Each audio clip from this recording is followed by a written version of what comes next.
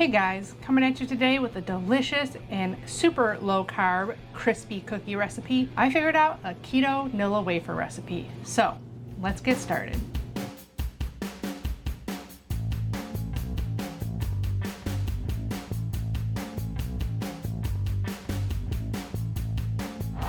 Hey everyone, welcome back. If you're new here, thanks for joining me.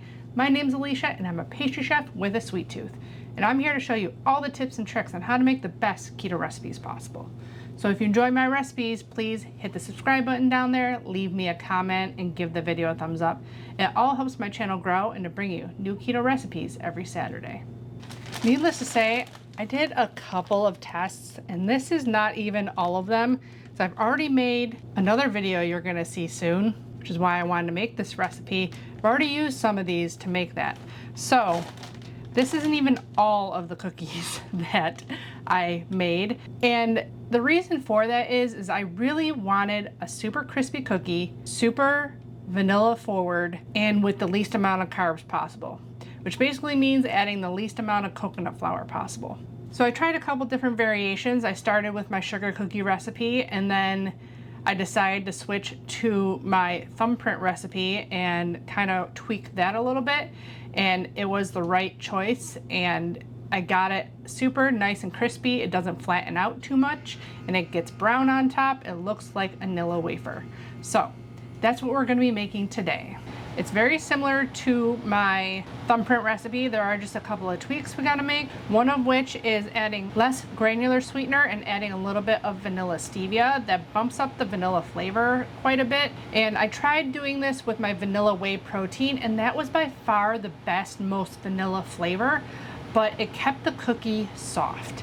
So I switched back to the unflavored whey protein, and it came out much crispier and not super dry.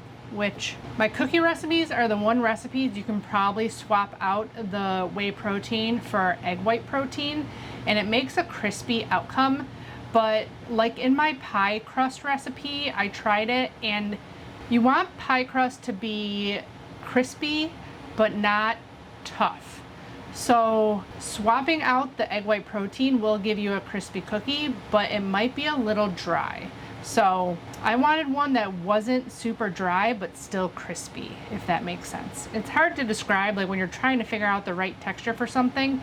You don't want it dry, but you don't want it soft. It's a very fine line and balance you gotta find. So I did 96 grams of a granular sweetener. The granular sweetener does help give a crispy cookie, and it's a bulk of sweetener in there. So if you don't use all the 96 grams of granular sweetener, your dough is going to be too soft and probably spread too much. If you have ever seen that chart on Facebook, I see it every once in a while where it shows you a chocolate chip cookie with like less of this, less of that, less of this, like, and what happens to the cookie. If you have too much butter to flour and sweetener ratio, you're going to have a flat cookie, and you don't want a flat vanilla wafer. I'm going to have to open up another bag of sweetener. That's how much testing I did. So 96 grams or a half cup. To that, we're adding 1 stick of butter, very soft butter, and it's supposed to be 112 grams. I never find it is that when I'm weighing the butter out.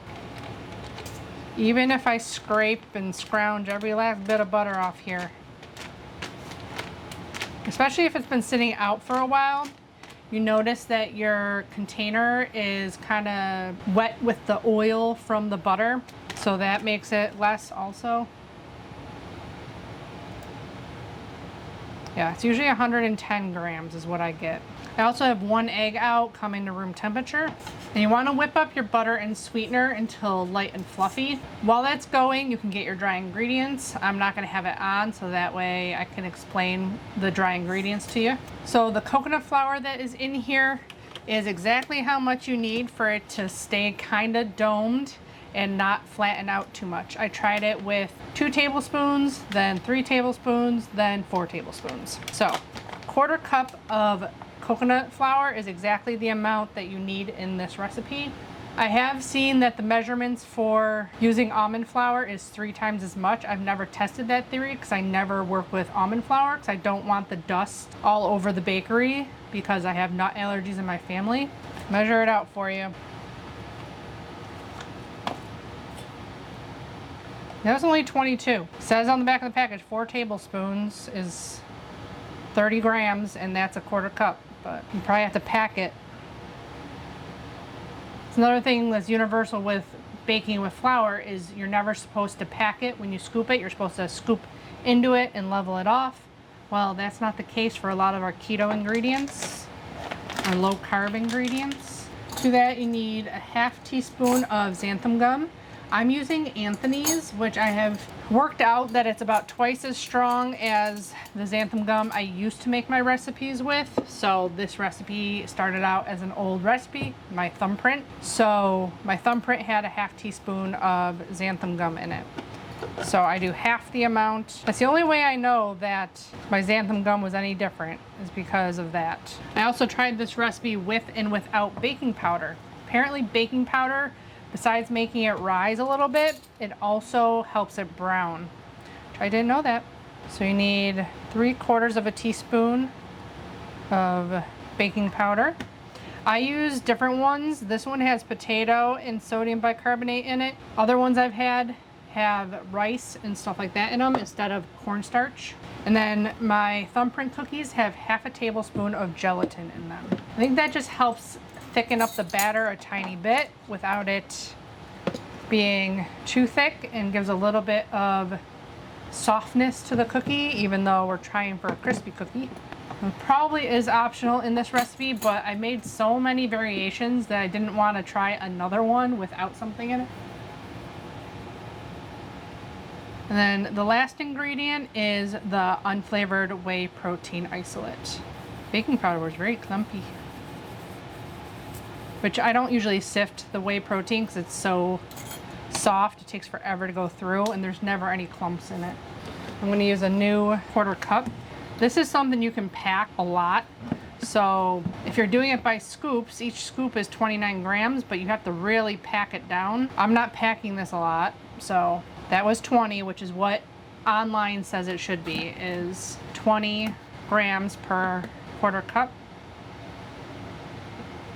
So 40 is supposed to be a 1/2 cup. Which I'm still a little bit shy of 40. And then 2 tablespoons to get you to 52. These are the kind of recipes that really depend on your dry ingredients. Just like I said, 22 grams of coconut flour wasn't enough, 30 worked. So that's only 8 grams different. And we did that 1/4 cup of coconut flour, and it was about 8 grams off. So that will make your cookie flatten too much. So each one of those was 5 grams. So that, and then a teaspoon, maybe 52 grams.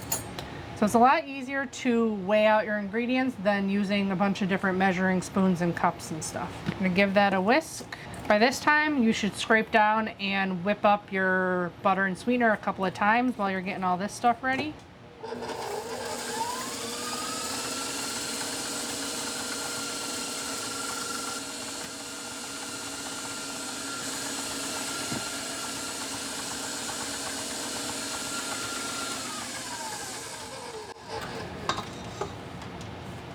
I always use salted butter, but if you aren't using salted butter, I'd add a 1/2 teaspoon of salt into your dry mixture.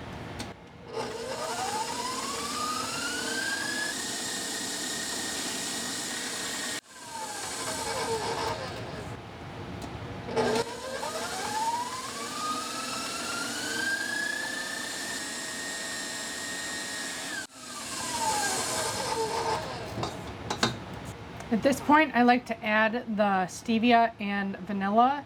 It helps kind of dissolve the sweetener a little bit. This will be linked below.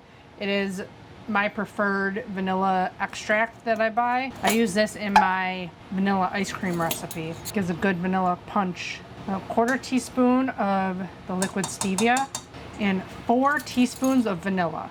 Might need more vanilla too.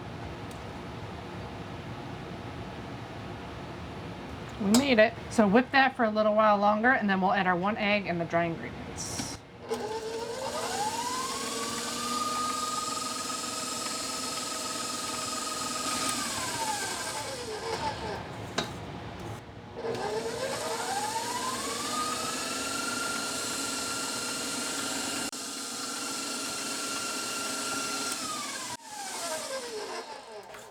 Okay, we're nice and whipped up in there. 1 scrape, add the rest of our ingredients.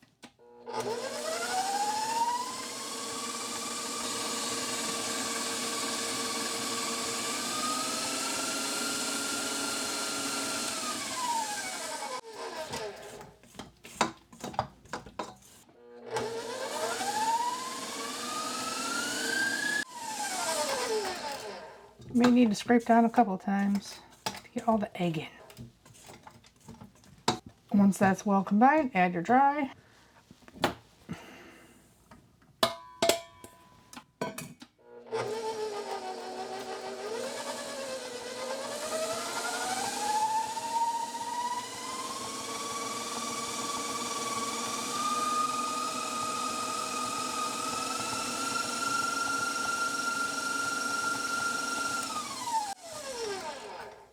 And you can whip the crap out of it without worrying about it because you're not going to add any extra gluten in there. So there are things that you have to do in regular baking or have to watch out for. Also, we don't have all the same problems because of the lack of gluten. Make sure you're just well combined in there. And I'm going to show you my trick for getting these together because you need 2 teaspoons of dough to make each ball, which is 8 grams. I don't have that small of an ice cream scoop, so I was trying to like divvy out the inside of it to try and get like even scoops. Every time was not even, so I figured out an easier way. If you have a scale, it's much easier to do it this way. This makes about 45 cookies, and with the least amount of coconut flour I could do, this whole batch is only 5 grams of net carbs. So you can have 5 cookies for a carb, I believe I figured out, if my math is right. So if you have half sheet trays like I do, you'll need 2 of them. So what I do, which you gotta get your hands dirty a little bit, but is I kind of just pull little chunks off. This is the size ball you want. So you just go up by 8s.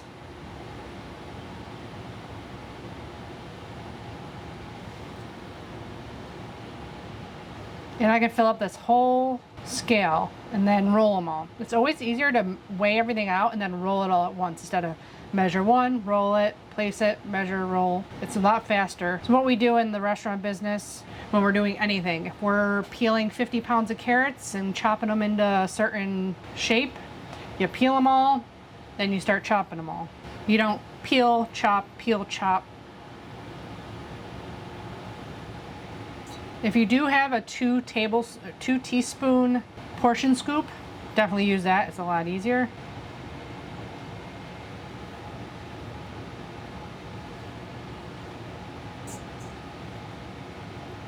It doesn't really matter if you're over by a gram, but it's going to end up messing you up when you're trying to count.